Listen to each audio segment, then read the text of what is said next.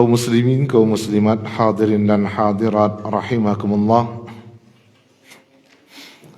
Untuk pertemuan kali ini dan insyaAllah untuk selanjutnya kita akan membahas tentang kitab Bulughul Maram karangan Ibnu Hajar Al-Asqalani.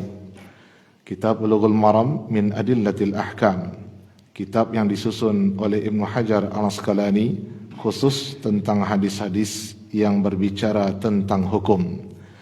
Hadis yang menjadi pembicaraan para ulama seputar menetapkan hukum di dalam agama. Jadi dalam kitab ini tidak akan kita temukan hadis tentang fadilah, khususnya dalam masalah akhlak, masalah akidah, tidak. Sesuai dengan judulnya min Adillatil Ahkam. Nah, beliau sendiri yang mengarang kitab ini termasuk ulama yang diakui peringkat atas, bergelar sebagai Amirul Mukminin fil Hadis. Bagi orang yang berkecimpung di dalam masalah hadis, punya tingkatan-tingkatan. Yang pertama talibul hadis, kemudian al-muhaddis, kemudian al-hafiz, kemudian al-hakim, kemudian al-hujjah, dan yang paling tinggi adalah Amirul Mukminin fil Hadis. Dan yang bergelar sebagai Amirul Mukminin, seperti khalifah yang berempat itu gelarnya Amirul Mukminin, sekalipun yang pertama diberi gelar seperti itu adalah Umar bin Khattab radhiyallahu an, tapi keempat khalifah Nabi atau pengganti beliau mereka adalah Amirul Mukminin. Dalam hadis juga seperti itu. Ada orang yang menjadi khalifahnya dan itu adalah Ibnu Hajar Al-Asqalani. Siapa yang berkecimpung dalam ilmu hadis tidak asing dengan nama tersebut. Kemudian kitab ini berisikan hadis lebih dari 1000 hadis, bicara tentang masalah hukum mulai dari fikih ibadah, lanjut nanti muamalah dan bab-bab lainnya. Bagi nanti kaum muslimin yang ingin memiliki buku ini bisa dibeli di toko Irama atau toko Asriyah, tapi cetakannya cetakan lokal. InsyaAllah mau lokal mau internasional isinya sama, walaupun nanti pemanggilan atau penomoran hadisnya tidak sama, tetapi insyaAllah tidak akan ada satu kalimat yang hilang. Nah, oleh karena itu supaya lebih bermanfaat dan lebih terasa, lebih memudahkan kita untuk memahami, kita memilikilah buku tersebut. Paling-paling harganya 35 atau 40 ribu.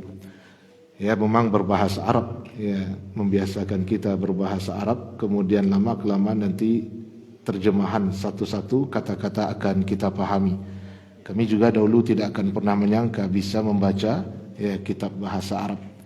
Setiap kali ada kata buka kamus, gambarannya begitu dulu. Tapi lama-kelamaan tak ada kamus pun bisa. Jadi pembiasaan. Kitab Bulughul Maram min Adillatil Ahkam. Ada kitab yang lain, ada kitab Umdatul Ahkam.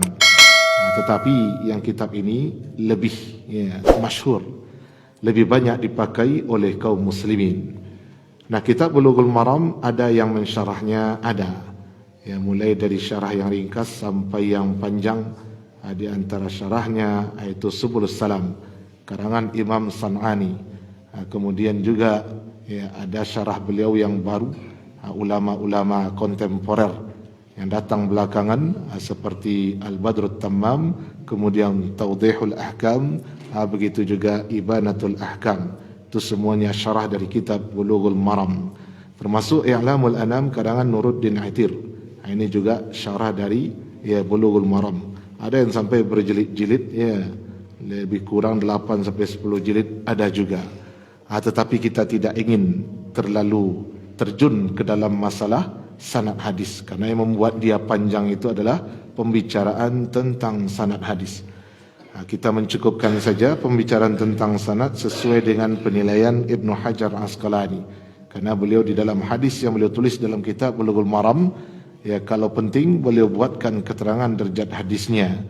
Kalau tidak, beliau cukupkan saja dengan mendiamkan, menyebutkan siapa yang meriwayatkannya. Itu Bapak dan Ibu sekilas tentang kitab yang kita bahas. Kitab ini juga kami bahas di tempat yang lain. Kitab yang membahas tentang hadis yang membicarakan masalah hukum saja. Jadi jangan sampai ada yang bertanya nanti persaudaraan, ukhuwah Islamiyah, jangan. Keutamaan penyakit hati anda di sini. Ini khusus untuk masalah hukum. Nah, kitab yang pertama adalah Kitabut Taharah. Seperti biasa, kalau kita bicara fikih, kita bicara hukum, kitab bab yang pertama itu bab taharah. Nah, apa itu taharah? Kalau diterjemahkan ke dalam bahasa kita, bersuci. Itu terjemahannya. Tapi apakah terjemahan itu bisa mewakili makna yang dikandung oleh taharah? Tidak. Terjemahan itu sekedar membantu kita untuk membayangkan makna dari kata tersebut, makna awal. Sering terjemahan dari bahasa Arab ke bahasa Indonesia tidak mewakili makna yang dikandung oleh bahasa Arab tersebut. Yang dia sebutkan cuman sebahagian dari maknanya. Tetapi terjemah itu kita butuhkan. Setidaknya langkah awal untuk memberikan gambaran sedikit atau banyaknya tentang kata atau lafaz yang kita bicarakan. Bersuci apa? Kan tidak jelas. Bersuci yang dimaksud kalau secara bahasa adalah at-tanzih, membersihkan. Sesuatu yang kotor lalu dibersihkan, secara bahasa bersuci namanya.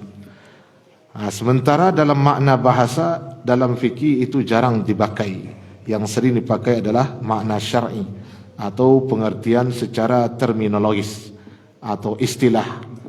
Makna syar'i dari taharah adalah raf'u man'is salah, mengangkat atau menghilangkan penghalang salat, minal hadas atau minan najis wal hadas, baik itu najis maupun hadas.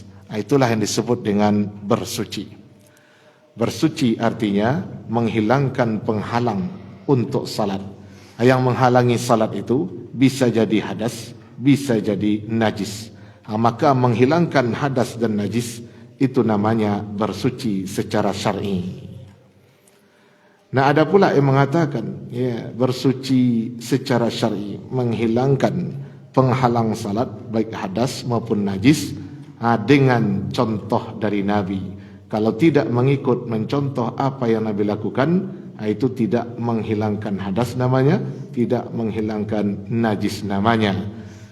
Kenapa? Karena kalau ada orang junub misalnya, dia kan harusnya mandi, tapi dia tidak, dia bersihkan saja bagian yang diperlukan untuk dibersihkan. Itu kan membersihkan yang kotor juga namanya, tapi kalau untuk bersuci secara syar'i itu tidak bisa. Karena bersuci secara syar'i sesuai dengan apa yang dicontohkan oleh Nabi, caranya itu merujuk kepada beliau. Begitu juga najis, ketika dia terkena jilatan anjing dan itu najis berat, dalam mazhab mayoritas dibasuh 7 kali, salah satunya dengan tanah. Mazhab Hanafiyah dibasuh 3 kali. Nah, sekarang dia tidak basuh itu 7 kali, dia cuma mandi saja. Terangkatkah najisnya? Hukum najisnya yang menghalangi dia salat tidak terangkat. Bersihkah dia? Secara zahir dia bersih. Jadi dipahamilah. Bisa jadi bersih menurut bahasa kita, tapi dia tidak bersih menurut syariat. Bersih dalam syariat yang kita bahas itu, dia tidak punya najis, dia tidak berhadas, sehingga bersih lalu dia dibolehkan untuk salat.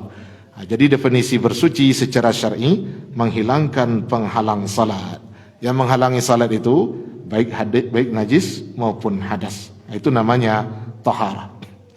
Nah, oleh karena itu ketika kita masuk tempat berwuduk beberapa masjid, kita lihat tempat berwuduk, tempat bersuci. Tentu heran, Pak. Tampik berwuduk, tampik bersuci. Bukankah berwuduk itu juga bersuci? Karena berwuduk menghilangkan hadas. Definisi bersuci adalah menghilangkan penghalang salat, termasuk hadas, dan hadas itu dihilangkan dengan wuduk kalau dia kecil. Kalau dia hadas besar dihilangkan dengan mandi. Ini dengan melihat ada tempat bersuci lalu dia masuk, ternyata tempat bersuci yang dimaksud apa? Buang air besar. Lalu tempat berwuduk, ia memang khusus berwuduk saja. Sehingga langsung dipahami oleh kaum muslimin yang awam, berarti bersuci dengan berwuduk berbeda. Iya, memang berbeda. Yang satu lebih umum, yang satu lebih khusus. Tapi yang tidak ingin kita yang tidak ingin adalah kaum muslimin memahami berwuduk itu tidak bersuci. Jangan begitu ya. Jadi semua berwuduk itu bersuci, tapi tidak semua bersuci bentuknya berwuduk. Jadi bersuci lebih umum, berwuduk lebih khusus. Itu tahar maknanya. Nah, bab yang pertama babul miyah. Bab tentang air. Air yang menjadi bahan pokok untuk bersuci dari hadas dan dari najis. Kalau tidak ada air, nanti diberi keringanan pakai tanah. Ya, ada air tidak bisa pakai tanah. Tidak ada air, silakan pakai tanah untuk bersuci. Dan kami yakin tidak ada di dunia ini negeri yang tidak punya air dan tidak pula punya tanah. Artinya di mana saja kaum muslimin berada, dia bisa bersuci, membuat dia berhak untuk melaksanakan salat dan tidak terputus ibadahnya kepada Allah. Akibatnya dia tidak mendapatkan dosa, selamatlah dia karena menjalankan kewajiban. Walaupun ada mungkin negeri yang airnya tidak ada, tapi tanahnya kan ada. Ya, seperti Sulit Aye. Sulit Aye itu mungkin aye tak ada sinan. Tapi tanah kan bisa tu. Gunung mah. Silakan bertayamum, itu ganti dari mandi, ganti dari berwudu. Hadis pertama an Abi Hurairah radhiyallahu anhu qala Rasulullah sallallahu alaihi wasallam fil bahr huwa at-tahuru ma'uhu al-hillu maitatuhu akhrajahu al-arba'ah. Ya, diriwayatkan oleh imam yang berempat. Berarti imam yang berempat ini ashabus sunan, mulai dari Imam Abu Daud, kemudian Imam At-Tirmizi, kemudian Imam An-Nasai dan Imam Ibnu Majah. Itu namanya ya perawi yang berempat atau ashabus sunan. Dari Abu Hurairah radhiyallahu an, beliau berkata, telah bersabda Rasulullah sallallahu alaihi wasallam tentang laut. Nabi mengatakan laut itu airnya suci, kemudian bangkainya halal. Nah, ini berdasarkan pertanyaan dari seorang sahabat yaitu Abdullah Al-Mudalliji. Ketika itu dia bertanya, apakah laut ini bisa dipakai untuk berwuduk? Nabi jelaskan. Ya, dia bertanya tentang apakah air laut bisa dipakai untuk berwuduk. Harusnya Nabi kan jawab bisa, akan cukup begitu. Karena jawaban sesuai dengan kehendak pertanyaan. Nan ditanya, itu nan dijawab, tanda orang mengerti pertanyaan. Tapi Nabi mengajarkan kepada kita, ketika kita ditanya, kita boleh memberitahukan informasi lebih dari yang ditanyakan.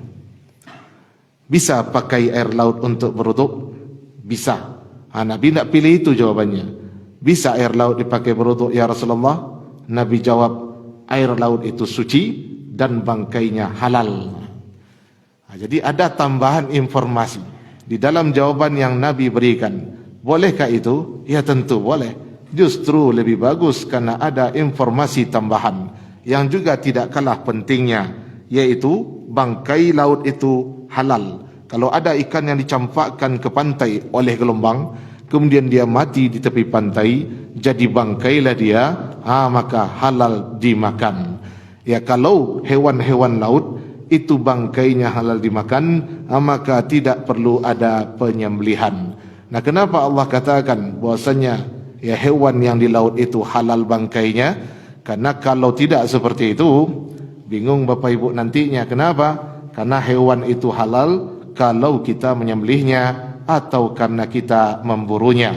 Kalau tidak ada pemburuan atau penyembelihan, itu bangkai namanya. Tapi kalau bangkai yang hidup di laut, artinya tanpa disembelih pun kita berhak memakannya. Sebab kalau nanti disyaratkan pula penyembelihan, ikan tidak punya leher. Ya. Jadi penyembelihan seperti menyembelih kerbau, jawi segala macam, itu tidak berlaku untuk ikan. Di mana lehernya? Ikan tak punya leher. Sama dengan babi. Ya, babi tak punya leher. Kenapa? Karena kepalanya langsung nyambung dengan perutnya. Makanya babi diharamkan kata sebagian ulama, sebabnya itu karena kalau mau disembelih tidak ada tempat penyembelihannya. Makanya babi itu mematikannya cukup menusuk dia saja. Bahkan orang yang makan babi pun tidak menyembelih lehernya, dia tusuk saja begitu. Ya, seandainya halal babi itu disembelihnya di mana? Perhatikanlah babi itu, kepala langsung perut, tidak ada lehernya. Itu kata sebagiannya. Ini hadis ya sangat masyhur, ya, sangat terkenal, khususnya dalam masalah pembahasan air. Jadi air laut itu suci dan sucinya mutlak. Walaupun bangkai, kotoran, semuanya masuk ke laut, tapi air laut tetap suci. Berapa banyak sampah di dunia? Pokoknya semua sungai muaranya ke laut. Yang di bawah sungai itu berbagai macam. Ada bangkai hewan, ada sampah, ada sampah plastik, ya, air kotor dan lain sebagainya. Semuanya finishnya di laut, tetapi air laut tetap dihukum suci. Mutlak, ya, bisa dipakai untuk hadas besar, bisa dipakai untuk hadas kecil. Nah, kemudian halal bangkainya hewan-hewan yang hidup di laut. Itu bukan hewan laut saja, tapi hewan yang hidup di air, yang mati dia kalau tidak hidup di air. Maka hewan tersebut kalau dia mati tanpa ada penyembelihan dari kita, bangkainya halal. Nah, bahkan dengan hadis ini ada yang mengatakan kalau hewan air halal, masuklah buaya, ya. Buaya itu halal. Kenapa? Karena dia hewan air. Kalau kita menyebutnya hewan amfibi, dalam bahasa Arab tidak ada kata amfibi. Makanya dibuatkan kata baru, yaitu hewan albarrul ma'i. Albar itu artinya daratan, ma'i itu artinya air. Maka dia adalah hewan amfibi, hidup di dua alam. Tapi kalau dalam fikih tidak ada istilah hidup di dua alam.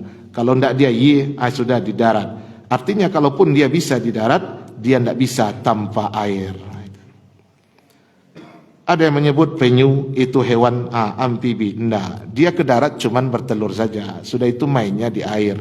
Dulu kita di SD diajarkan salah satu hewan yang haram dimakan hewan amfibi. Kita tanya sekarang bahasa Arabnya apa? Ya, tidak ada ya. Kita buat sendiri, albarrul ma'i.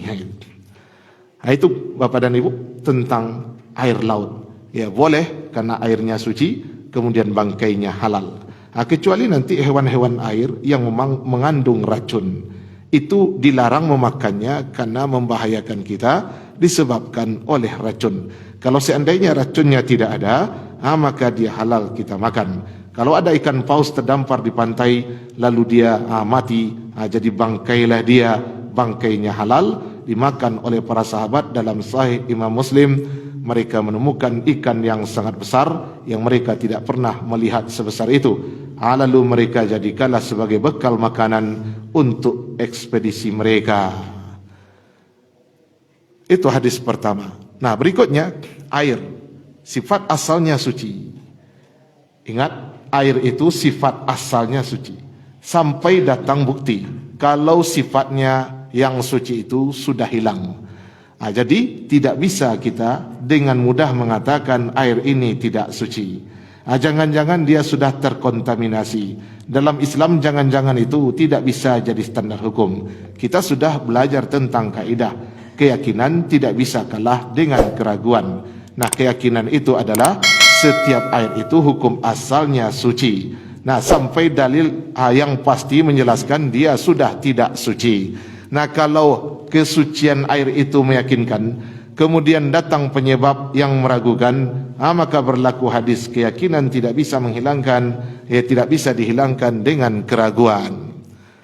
Paling-paling kita bisa mengatakan kita hati-hati sajalah, karena ada air yang jelas-jelas bersih, sementara ini air kita tidak tahu apakah sudah tidak suci lagi atau masih suci, sementara ini ada air yang memang dibuatkan tempat khususnya. Maka kita bukan mengatakan air yang itu tidak suci, tetapi ini yang lebih meyakinkan. Nanti tidak ada air yang lebih meyakinkan itu. Bagaimana pakai? Ada air tergenang di jalan, boleh tidak dipakai itu?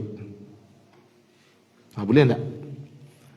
Pada asalnya ya boleh. Sampai ada bukti, ada hewan buang air kecil di sana. Tapi kan tidak kita lihat. Cuman kita mengatakan jangan-jangan. Kan begitu. Nah, oleh karena itu, kitab Bulughul Maram, kalau kita baca syarahnya, ini termasuk juga kitab yang dalam hadisnya ada perbandingan. Nanti di dalam hadis itu ada terjadi ta'arud. Ta'arud artinya pertentangan yang sudah kita bahas sebelumnya. secara zahir bertentangan, tetapi setelah dibahas ada benang merah yang bisa menghubungkannya. Karena tidak mungkin Nabi bersabda dengan dua hal yang bertentangan. Beliau bersabda berdasarkan wahyu dari Allah, lalu tiba-tiba sumbernya sama, isinya bertentangan. Itu tak mungkin. Kecuali ada cara untuk menjelaskan, ternyata dia tidak bertentangan. Dilihat sekilas iya, tetapi setelah dipelajari tidak. Itu namanya ta'arud al-adillah. Di situ nanti bisa kita pahami. Ternyata perbedaan pendapat muncul karena memang nasnya yang membuat perbedaan pendapat itu muncul. Bunyi ayat atau bunyi hadis yang membuka celah sehingga perbedaan pendapat terjadi. Sehingga tidak satu pendapat yang keluar sekalipun nanti hadisnya satu atau hadisnya ada dua yang isinya terlihat sekilas bertentangan. Makanya kami baca kitab Bulughul Maram, ya. Karena dia tidak searah dalam artian seandainya kita punya mazhab, mazhab kita saja, tidak. Hadis-hadis yang tidak sesuai dengan pendapat mazhab kita, kita tidak muat dalam kitab itu. Tidak begitu. Kemudian, ya, hadis ini berasal dari sahabat yang bernama Abu Hurairah. Nah, ada tidak di antara ananda yang tahu siapa nama asli Abu Hurairah? Nama masjidnya Abu Hurairah. Nama aslinya siapa? Ya, Abdurrahman bin Sakhar Ad-Dusi. Sebelum Islam namanya Abdul Syams. Masuk Islam ditukar oleh Nabi. Kamu bukan Abdul Syams. Kamu adalah Abu Hurairah. Ya, Abdullah bin Sakhar Ad-Dusi. Abdurrahman bin Sakhar Ad-Dusi atau Abdullah bin Sakhar Ad-Dusi? Abdurrahman atau Abdullah? Abdurrahman. Ya, bin Sakhar Ad-Dusi. Dapat gelar Abu Hurairah karena ketika Nabi bertemu dengan beliau, Abu Hurairah sedang menggendong seekor anak kucing. Dalam riwayat yang lain ada anak kucing yang bermain di kakinya, sehingga Nabi panggil, ya Aba Hurairah. Hurairah itu isim tasghir, ya, tasghir dari Hirun. Hirun itu kucing, kalau kecil Hurairah, ya, Fuail, Ubaidillah, Abdullah, Ubaidillah, itu tasghirnya. Kemudian hadis berikutnya, An Abi Sa'id Al-Khudri radhiyallahu anhu qala Rasulullah sallallahu alaihi wasallam, innal ma'a tahurun la yunajjisuhu syai'un, akhrajahu ats-tsalatsah wa sahhahu Ahmad. Dari Abu Sa'id Al-Khudri radhiyallahu anhu, beliau berkata, telah bersabda Rasulullah sallallahu alaihi wasallam, innal ma'a tahurun, sesungguhnya air itu suci, la yunajjisuhu syai'un, tidak bisa sesuatu menajisinya. Kalau dua hadis ini saja yang kita dapat, itu, ya, bahwasanya air laut itu suci, bangkainya halal. Kemudian Nabi menjelaskan air itu suci sifatnya dan tidak bisa dinajisi.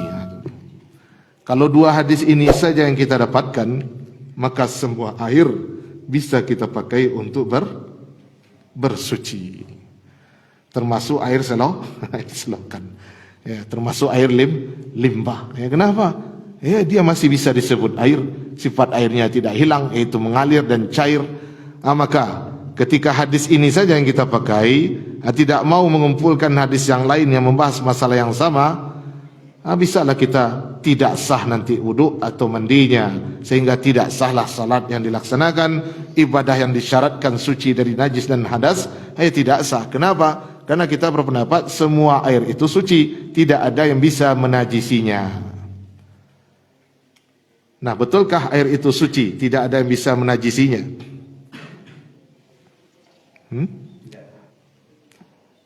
Ada orang yang memakai hadis ini saja, memejamkan mata dari hadis lain. Hadis ini kan tentang Bi'ru Buda'ah, ya, sumur yang ada di masa Nabi, di mana di sumur tersebut bekas-bekas darah haid wanita dibuang ke sana, ya, bangkai-bangkai dibuang ke sana, itu sumur Buda'ah namanya. Dan Nabi ketika ditanya tentang itu, Nabi tanya, air itu suci, ya, dimasukkan ke sana berbagai macam, tidak akan menajisinya. Itu nanti di bak tempat kita berwudu itu ada 2 bangkai tikus. Mau tidak memakai airnya untuk berwudu? Kalau pakai hadis ini, pakai. Makanya beli bukunya besok ya. Boleh nampak hadisnya. Jadi air tidak dinajisi oleh apapun kata Nabi. Kalau begitu, ya sudah. Anda perlu air bersih, air segala macam, PDAM, air mata air, tidak perlu. Penting air dia, mengalir dia dan cair dia. Sudah, kita pakailah untuk bersuci. Kalau hadis ini saja yang kita pakai, maka kesimpulannya bisa menyesatkan. Makanya setiap membahas satu masalah, maka dikumpulkan semua hadis yang bicara masalah tersebut. Kemudian diseleksi mana hadis yang derajatnya hasan atau sahih atau makbul, ya, hadis yang diterima sebagai dalil. Kalau tidak sahih, kalau tidak hasan, mana yang lemah. Yang lemah itu tidak untuk menetapkan hukum. Yang lemah itu nanti untuk menambah komentar, untuk memotivasi dan lain sebagainya. Kalau untuk akan menjadi dasar hukum, tidak. Tapi kalau untuk akan menambah ta'liq, komentar, silakan. Ya, tapi tidak untuk menjadi alasan kita menetapkan hukum. Yang bisa dipakai itu hadis hasan minimal, kalau tidak hadis sahih. Lalu dilihat nanti redaksinya. Ada redaksi yang hadisnya lebih lengkap, ya, matannya. Ada redaksinya yang kurang. Dalam masalah yang sama tentu kita pakai redaksi yang lebih lengkap. Nah, ini hadis pertama. Kalau air itu suci, maka dia tidak dinajisi oleh sesuatu pun. Dalam hadis lain yang berkaitan dengan hadis yang nomor 2, an Abi Umamah Al-Bahili radhiyallahu anhu qala Rasulullah sallallahu alaihi wasallam, innal ma'a la yunajjisuhu syai'un illa ma ghalaba ala rihihi wa ta'mihi wa launihi, akhrajahu Ibnu Majah wa dha'afahu Abu Hatim. Dari Abu Umamah Al-Bahili radhiyallahu anhu beliau berkata, telah bersabda Rasulullah sallallahu alaihi wasallam, innal ma', sesungguhnya air, la yunajjisuhu syai'un, tidak menajisinya sesuatu pun, sesuai dengan hadis yang sebelumnya. Illa, kecuali, ada tambahan keterangan, kecuali ma ghalaba ala rihi, kalau masuk ke dalamnya najis, berubahlah baunya, berubah rasanya atau berubah warnanya, maka dia tidak suci lagi. Berarti ada sesuatu yang bisa membuat air itu berubah dari suci menjadi najis, yaitu kalau seandainya baunya berubah atau rasanya berubah atau warnanya berubah. Disebabkan apa? Disebabkan ada najis masuk ke dalamnya. Kalau yang masuk ke dalamnya itu bukan najis, tidak ada masalah. Kalau yang masuk ke dalamnya itu suci, berubah warnanya, tidak ada masalah. Kalau yang masuk itu suci, berubah baunya, tidak ada masalah. Kalau yang masuk itu najis, berubah salah satu dari yang tiga, itu membuat airnya tidak suci lagi. Tapi hadisnya lemah. Wa dha'afahu Abu Hatim. Abu Hatim Ar-Razi melemahkan hadis tersebut. Ada penyakit-penyakit tersembunyi dalam hadis itu. Ya, dijelaskan oleh ulama hadis. Ya, ini ilat yang pertama, ilat yang kedua, ketiga dan keempat. Ibnu Daqiq Al-Aid, beliau dianggap sebagai orang yang bisa memadukan mazhab Syafi'i dengan mazhab Maliki. Beliau punya kitab yang bagus, yaitu Al-Ilmam, ya, yang tentang hadis hukum juga. Tapi kabarnya kitab itu sengaja dipunahkan, ya, sengaja dimusnahkan oleh orang-orang yang hasad dan dengki. Karena kalau ada kitab itu di tangan kita, kita tidak butuh kitab syarah yang lain. Sehingga beliau dikatakan seorang mujtahid. Ibnu Daqiq Al-Aid, ada 4 penyakit illatnya, yang semua itu dijelaskan dan dijawab oleh orang yang menerima hadis ini sebagai dalil. Yang penting hadis ini tidak disepakati kesahihannya. Ada ulama yang lemahkannya, ada ulama yang menerimanya. Namun, ya, Ibnul Munzir misalnya dalam kitab Al-Ijma', hadisnya ia diperdebatkan. Mengatakan hadisnya lemah karena ada illat penyakit tersembunyi. Tapi ulama sepakat memakai hadis ini untuk menjadi pengecualian. Dalam artian air itu suci, kecuali masuk najis, berubah warna atau berubah rasa atau berubah bau. Jadi ada hadis lemah yang disepakati. Ada. Apanya yang disepakati? Dipakai. Sama dengan hadis kullu qardin jarra alaihi manfaatun fa huwa wajhun min wujuhir riba. kullu qardin jarra alaihi manfa'ah, setiap peminjaman yang ada keuntungan materi di sana, maka dia salah satu bentuk dari bentuk-bentuk riba. Itu hadisnya lemah, tapi ulama sepakat memakainya untuk menjelaskan riba itu apa.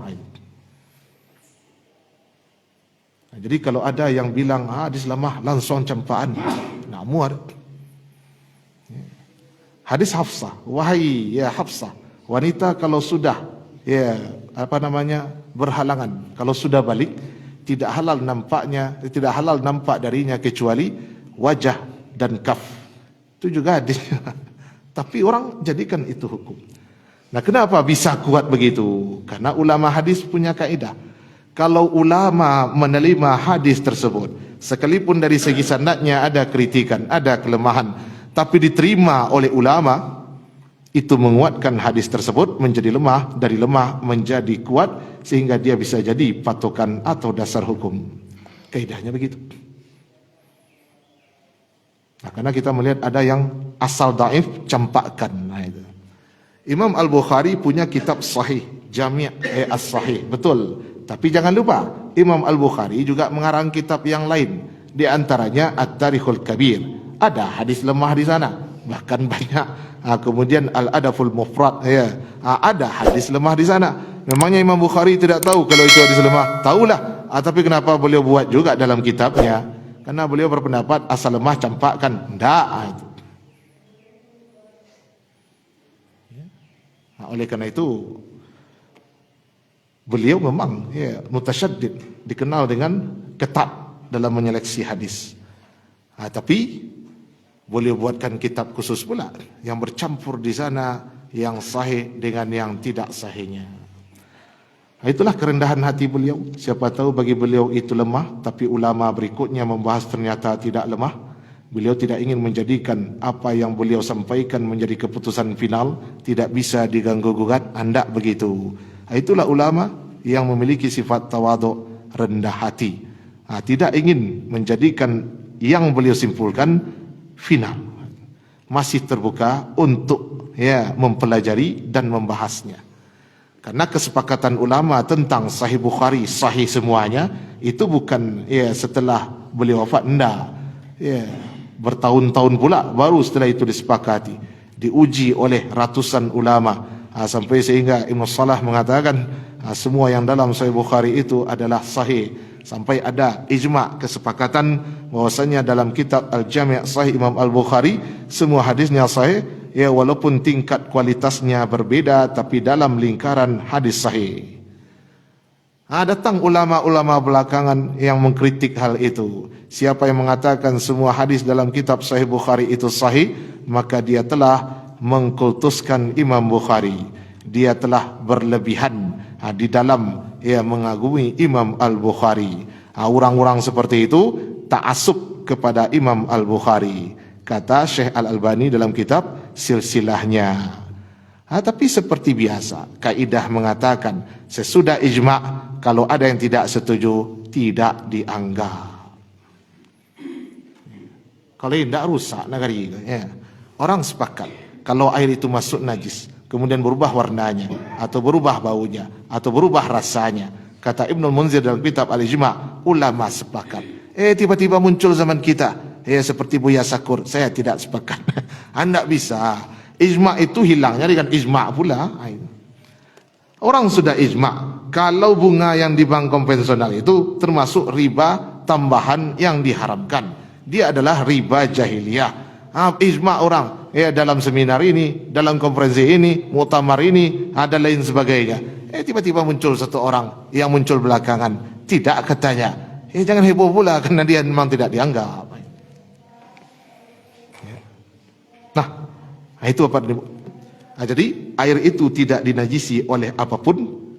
Kalau itu saja hadis yang kita pakai, maka ayat benda pun ayat kotor. Baiklah. Tapi setelah baca hadis yang lain, kecuali kalau dia masuk najis, berubah salah satu dari tiga hal. Apalagi kalau berubah ketiga-tiganya. Kalau yang masuk itu suci, seperti sabun, seperti tanah. Kalau tanah berubah warnanya, karuh airnya. Sucikah dia? Ya, masih sifatnya suci. Masuk sabun, berubah baunya jadi harum. masih suci dia? Ya, karena yang masuk bukan najis, tetapi sesuatu yang suci. Kemudian walil Baihaqi, dalam Imam Al-Baihaqi, al-ma'u tahur illa in taghayyara rihuhu aw ta'muhu aw launuhu binajasatin tahdusu fihi. Sesungguhnya air itu suci kecuali yang berubah baunya atau berubah rasanya atau berubah warnanya karena najis yang masuk ke dalamnya. Jadi air bisa terpengaruh oleh najis yang masuk? Bisa. Air bisa tidak terpengaruh dengan najis yang masuk ke dalamnya? Bisa. Apa contoh air yang tidak terpengaruh walaupun masuk najis ke dalamnya? Air laut, air danau, air sungai, air telaga, air yang jumlahnya sangat banyak. Itu masuk najis tidak berpengaruh lagi. Karena Nabi katakan itu, air laut suci. Padahal kita tahu, ya, berapa banyak tuh pembuangan ke sana. Tapi tidak menghilangkan kesuciannya. Artinya air bisa membela dirinya. Air itu bisa menolak, ya, hukum dari najis yang datang. Itu Bapak dan Ibu. Ya, satu hadis lagi tentang air. An Abdullah ibn Umar radhiyallahu anhu qala qala Rasulullah sallallahu alaihi wasallam idza kana al-ma'u qullataini lam yahmil al-khabas wa fi lafzin lam yamjus akhrajul arba'ah wa sahahu Ibnu Khuzaimah wal Hakim wa Ibnu Hibban. Dari Abdullah bin Umar radhiyallahu anhu beliau berkata, telah bersabda Rasulullah sallallahu alaihi wasallam, apabila air sampai 2 kullah maka dia tidak mengandung najis. Dalam lafaz yang lain, tidak dinajisi, alias najis tidak mempan lagi mempengaruhinya. Hadis Imam yang berempat, Ibnu Khuzaimah mensahihkannya, wal Hakim dan Ibnu Hibban. Tapi kata ulama lain, hadisnya syaz, hadisnya muttarib. Ya, hadisnya syaz. Hadis sahih itu syaratnya basam-buang sanad, adil perawinya, kemudian hafalannya sempurna, dhabitnya, kemudian selamat dari syaz. Ini syaz itu yang ada dalam hadis ini. Syaz menyelisihi yang masyhur. Kalau yang masyhur bunyinya A, tiba-tiba bunyinya Z, ini surang dengan J-nya syaz. Nah, kalau memang hadis ini sahih, kenapa satu orang saja? Cuman satu sahabat yang tahu itu, yaitu Abdullah bin Umar. Sahabat yang lain tidak tahu. Padahal ini hadisnya penting. Kalau airnya sampai 2 kullah, maka masuk najis, tidak ada masalah, tidak mempengaruhinya. Walaupun berubah bau, walaupun berubah rasa, walaupun berubah warna, asal dia lebih dari 2 kullah, dia tidak bisa dinajisi lagi. Berapa 2 kullah itu?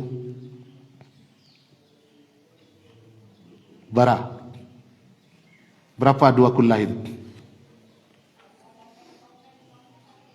Ya, dah tahu harus. Nah, kalau dipakai itu agak susah. Kalau kami pakai 270 liter. Kalau dalam kitab Al-Fiqhul Islami wa Adillah tuh, ya, di dalam awal-awal kitab itu ada, ya, tentang ukuran, tentang panjang. Jadi 2 kullah dalam hadis itu 270, 1 kullah 135. Jadi 2 kullah 270 liter. Jadi bagi masjid yang ingin buat tempat basuh kaki, buatlah air 2 kullah. Ya. Kalau tidak, ya, kaki orang kumuh masuk gitu. Awak masuk masjid, mijak iya itu. Kan ada masjid yang begitu. Dibuat pula airnya tidak mengalir. Tergenang lakar-karuah iya ini tu. Aku malompe awak tersiali, aku terkongkang. Kini ya terpaksa masuk kaki ke dalam. Sudah tu basuh lo kaki balik di keran. Akhirnya tujuan untuk membersihkan kaki tidak tercapai. Justru ragu orang, jangan-jangan justru masuk ke sana kakinya jadi ternajisi. Ya. Karena airnya kurang dari 2 kullah, airnya tidak mengalir. Dengan hadis ini bisa kita simpulkan, air itu suci kecuali masuk najis ke dalamnya. Berubah warna atau ia bau atau ia rasa, maka dia berubah jadi najis, tidak suci lagi. Yang lain pakai standar, asal sampai 2 kullah atau lebih, maka masuk pun najis, tidak masalah, sekalipun berubah warna atau berubah bau atau berubah rasa. Jadi untuk membuat air itu keluar dari kesuciannya ada 2 standar. Standar pertama, perubahan dari 3 hal. Standar yang kedua, asal 2 kullah atau lebih. Hadisnya juga dipermasalahkan. Tapi yang hadis yang ini, yang 2 kullah ini, mazhab Syafi'iyah memakainya. Dan Imam Al-Ghazali mengatakan seandainya mazhab Syafi'i mengikut mazhab Imam Malik dalam masalah air. Kalau dalam mazhab Syafi'iyah yang kecilnya Indonesia mayoritas, memang banyak kesulitannya. Boleh bahas beku air mustakmal. Kalau diambil air je tangan menitiak ke dalam tu, anda bisa mustakmal. Bisa pakai leh. Sampai nyoba dua pak, nyoba masuk tanpa kamar mandi, nyoba timbu air, nyoba menjauh dari pak. Apa tu pak? Supaya jangan melantiang. Kalau melantiang setitiak saya, air mustakmal pak tu. Airnya suci, tapi tidak bisa dipakai untuk bersuci. Suci tapi tidak mensucikan. Nah itu istilahnya. Padahal air itu sifatnya suci. Maka tidak bisa hanya mensucikan. Padahalnya suci. Kalau dia najis, kalau dia tidak suci, tidak mensucikan, kita paham. Tapi dia suci tapi tidak mensucikan, itu apa maksudnya? Salah satunya air mustakmal, air yang sudah dipakai, tidak bisa dipakai lagi. Itu maksudnya. Walaupun air yang sudah terpakai itu suci, karena orang beriman suci, air suci, bertemu antara suci dengan suci, yang lepasnya itu juga suci. Sisanya, bekasnya suci. Tapi dalam mazhab Syafi'iyah tidak mensucikan. Untuk ujungnya saudara-saudara kita hati-hati. Hati-hati dengan berlebihan itu 11-12. Kita tidak ingin berhati-hati sehingga muncul kesulitan. Sementara Allah turunkan agama mudah. Makanya kaidah atau ciri khas syariat Islam at-taisir, mempermudah, tidak mempersulit. Itu kesimpulan kita untuk 5 hadis. Yang pertama tentang laut, airnya suci, bangkainya halal. Bangkainya halal ini artinya hewan yang hidup di air, bangkainya halal. Tak perlu ada proses penyembelihan. Kalau seandainya dia mati sendiri, asal bukan kena penyakit atau dagingnya belum membusuk, maka silakan. Itu kalau kalau hewan yang hidup di air. Kemudian air itu hukum asalnya suci sampai datang hal yang membuktikan sebaliknya, dia tidak suci. Di antaranya adalah yang menyebabkan dia tidak suci, masuk najis ke dalamnya, berubah salah satu dari 3 hal. Atau standar yang lain, selama airnya lebih dari 2 kullah atau lebih, dia tidak terpengaruh najis lagi. Tapi kalau kurang airnya dari 2 kullah, maka dia ternajisi. Maka digabung oleh ulama seperti Imam Asy-Syaukani, hadis 3 hal yang berubah dengan hadis 2 kullah. Makanya Ibnul Munzir mengatakan, kalau air itu mau sedikit atau banyak masuk najis ke dalamnya, berubah rasanya atau berubah warnanya atau berubah baunya, maka sepakat kalau beliau dalam kitab Al-Ijma'-nya mengatakan airnya tidak suci walaupun lebih dari 2 kullah. Itu sepakat. Kemudian kalau airnya kurang dari 2 kullah, masuk najis, tidak berubah warnanya, tidak berubah yang 3 itu, maka airnya suci. Kalau dalam mazhab Syafi'i tidak perlu berubah, asal 2 kullah kurang, masuk najis, sudah. Kini kita gabungkan hadis itu, karena ulama menggabung, tidak mau mencampak-campakkan hadis kalau memang bisa dijadikan dasar hukum. Jadi penggabungannya begitu. Kalau lebih dari 2 kullah, mau airnya sedikit atau banyak, asal berubah salah satu dari 3 hal, berubah hukumnya jadi air yang ternajisi. Kemudian kalau airnya kurang dari 2 kullah, kalau masuk najis, tidak berubah salah satu dari 3 itu, tidak ternajisi. Kalau dalam mazhab Syafi'iyah, dia ternajisi karena kurang dari 2 kullah sekalipun tidak berubah 3 hal tersebut. Bisa kita pahami. Itulah 2 standar, ternajisi atau tidak ternajisi. Di dalam pembahasan para ulama, kalau saudara kita memilih pendapat 2 kullah, biarlah. Kalau pendapat ini pakai 3 yang berubah, biarlah. Awak kan harus tahu Ustaz nama mana. Sudah, barajalah supaya lebih santiang lo daripada ulama yang di siku. Kalau lah santiang atau minimal sama, berbuat mengecek. Kalau tidak tentu mengikut. Kecek orang yang santiang matematika, 2 2Y tambah 3X sama dengan sekian. Oh enggak, mau setuju dah. Wah itu, kok nak setuju dah. Wah lu tuh. Ya. Ini pandai matematika, enggak pandai. Ya pokoknya mau dah suka saja. Wah lu caro dia tu. Ada pertanyaan? Silakan. Ya silakan. Kalau mungkin di dalam suatu air itu mungkin tidak berubah warna dan rasa baunya. Apa perlu dites dengan rasa? Ya. Kalau ingin mengetahui tentang berubahnya rasa tentu ya dicubuan kalau tidak dari mau. Kalau warna bisa dilihat, kemudian kalau bau bisa dicium, nah, kalau rasa dengan, nah, jadi berfungsilah panca indera kita itu. Nah, memang dirasakan, tapi kalau berubah rasanya, jangan dipakai aja. Tapi kalau tidak berubah rasanya, silakan pakai. Tapi kan ada najisnya di dalam. Iya, wak kan tidak tahu dah. Sepotongnya badannya sepotoin indah. Ujung-ujungnya itu tadi hati-hati. Nah, jadi air itu murah saja, tidak suci leh, tidak betul leh. Jangan dikatakan tidak suci atau jangan dikatakan sifatnya sudah hilang. Tapi kita katakan berhati-hati. Kalau ada air yang lain yang kita yakin itu tidak seperti air yang kita keragui ini, maka pakai air yang lain itu silakan. Tapi kalau tidak ada, mau tidak mau kita harus ya memeriksanya. Apakah baunya berubah? Ada najis masuk ke dalamnya. Oh, ada najis masuk ke dalamnya tapi seminggu yang lampau. Sehingga air itu sudah menetralisirnya. Nah, kalau kita pakai juga untuk berwuduk dan kita tidak tahu itu sudah masuk ke dalamnya, tidak ada masalah. Ya, karena kita tidak tahu. Yang penting jangan sampai mudah menghukum air itu tidak suci. Nah, itu yang pertama. Kalau ingin berhati-hati, jangan sampai dengan cara mengatakan dia tidak boleh dipakai. Karena dia sudah tidak suci lagi. Karena kita tidak punya bukti dia tidak suci itu. Kenapa? Ya, sudah ada kotoran itu. Siapa tahu kata kita. Siapa tahu tidak ada. Akan begitu juga. Jangan pakai air itu. Jangan sinan lah buang air itu. Ya, jauhi segala macam. Jangan tidak dodoh cak kan? Kan sama airnya. Sementara air sifat asalnya suci. Untung kita tidak sering dapat masalah begini. Karena kita air bersihnya sudah ada. Ya, jadi untuk hamba sih Ustaz, awak kan ada air bersih aku. Negara awak kan banyak airnya. Ada sungai Tanang namanya, ada sungai Talang namanya, ada sungai Sariak, ada banyak air. Ya. Habis kok berjalan apa ke negara lain wah.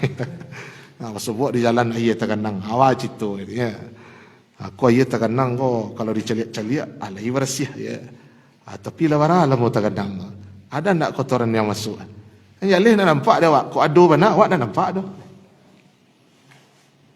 Tidak bisa menghilangkan sifat air hanya karena keraguan. Padahal keyakinan kita adalah sifatnya asalnya suci.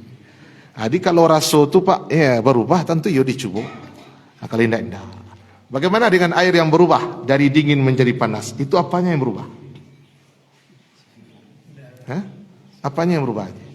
Warnanya? Rasanya? Ya, tadi rasanya dingin Ustaz. Ini rasanya angin ya. Karena ada yang melarang berwuduk pakai air panas. Karena sudah berubah katanya. Dari dingin jadi panas.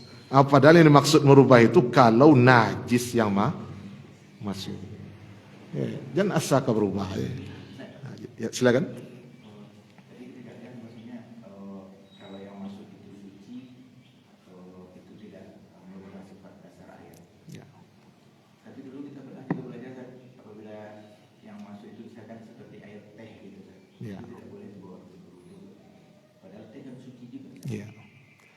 Nah, itu bukan masalah najis tidak najis, itu sudah menghilangkan sifat asalnya. Ya. Airnya sudah berubah menjadi air teh. Nah, jadi tehnya itu. Kata yang lain, air teh itu bukan untuk berwudu, tapi untuk diminum. Ya. Nah, jadi mubazir kalian. Ya. Nah, kalau mazhab yang lain memang ada, kecuali air kelapa itu bisa dipakai. Katanya. Awak berharap mudah-mudahan tidak dapat kasus model itu. Berwudu pakai air kelapa ya. Karena masih ada air yang lain. Nah itu ya betul tuh, air yang suci dan tidak mensucikan. Nah itulah maksudnya. Ya. Air teh, air kopi. Siaran kebudok aja kopi itu. Ya kan suci Ustaz, kan air juga namanya. Tapi sudah dimasuki oleh sesuatu. Ya kalau sucinya ya tetap suci, buktinya kita bisa minum. Nah, tapi peruntukannya bukan untuk berwudu, untuk diminum. Kalau kita pakai berwudu, apakah itu mubazir? Ya, karena kalau tidak ada air kita disuruh tayamum, dan air kopinya diminum. Ya, kita tayamum, air kopinya diminum.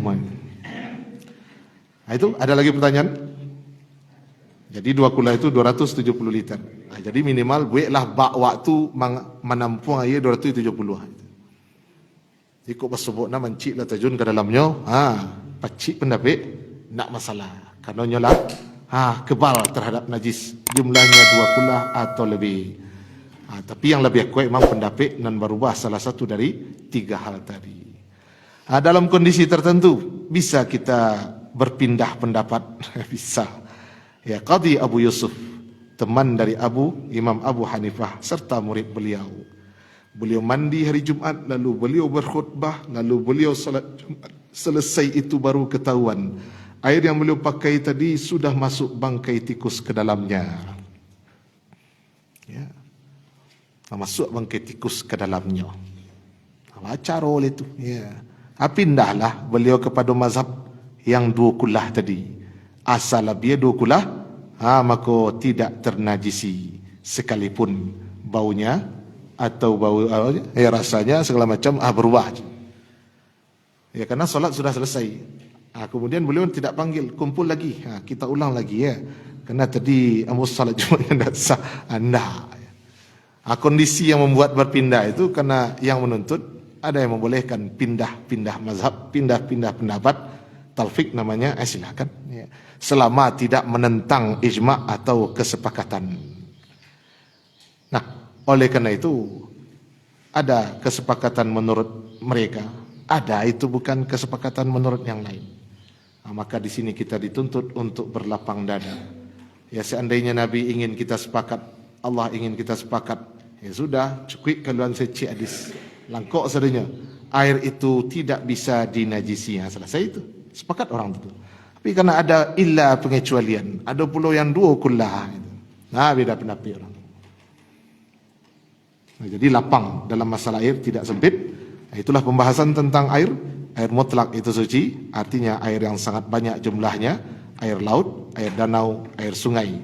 Bahkan kalau di Mesir, sungai itu bahrun, laut, bukan nahrun, bukan sungai. Ya, jadi dari laut, ya, bahrun. Mereka pakaikan kata bahrun yang artinya laut untuk sungai. Karena airnya dianggap sangat banyak. Kalau sudah banyaknya seperti itu tidak akan bisa ternajisi. Walaupun banyak masuk kotoran ke dalamnya. Kemudian sifat asal air adalah suci berdasarkan hadis nomor 2. Kemudian sifat asalnya itu bisa berubah dengan hadis nomor 3 dan hadis nomor 5. Yang satunya standarnya adalah perubahan dari 3 hal. Yang standar yang lain adalah kalau kurang dari 2 kulah baru dia bisa terpengaruh najis. Tapi kalau sudah lebih dari 2 kulah tidak bisa terpengaruh lagi. Wallahu a'lam bishawab. Kita cukupkan sampai di sini. Astaghfirullah li wa lakum. Wassalamualaikum warahmatullahi wabarakatuh. Syukran ya Rabbi, syukran. Hadaita qalbi, syukran.